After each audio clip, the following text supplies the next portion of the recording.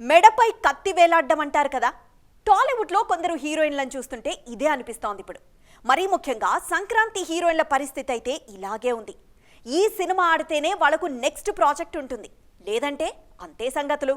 మరి ఆ స్థాయిలో డేంజర్ జోన్లో ఉన్న బ్యూటీస్ ఎవరు? సంక్రాంతి సినిమాల్లో స్టార్ హీరోయిన్లు ఎవ్వరూ లేరు, అంతా అప్కమింగ్ బ్యూటీసే.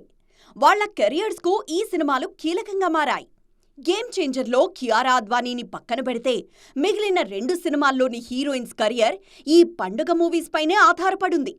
ఐశ్వర్య రాజేష్, ఊర్వశి రౌతేలా, శ్రద్ధా శ్రీనాథ్, మీనాక్షి చౌదరి వీళ్లంతా ఈసారి పండుగ బరిలో ఉన్నారు.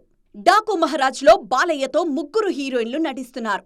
ప్రజ్ఞా జైస్వాల్, శ్రద్ధా శ్రీనాథ్, ఊర్వశి రౌతేలా ఇందులో ఫీమేల్ లీడ్ చేస్తున్నారు.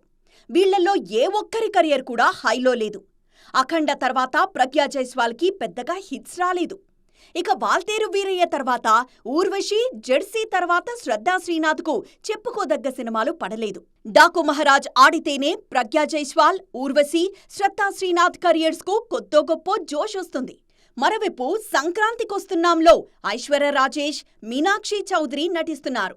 ఇందులో మీనాక్షి చౌదరి వరుస సినిమాలైతే చేస్తున్నారు కానీ లక్కీ భాస్కర్ తప్ప ఈమెకు చెప్పుకోదగ్గ సినిమాలే లేవు. అందుకే సంక్రాంతికొస్తున్నాం ఈమె కెరియర్కు కీలకంగా మారింది. ఐశ్వర్య రాజేష్ కూడా అంతే. తెలుగమ్మాయి అయినా ఇప్పటివరకు తెలుగులో సరైన సక్సెస్ రాలేదు ఈ బ్యూటీకి. సంక్రాంతికొస్తున్నాంలో భాగ్యం పాత్రలో మెప్పించడానికొచ్చేస్తున్నారు ఐశ్వర్య.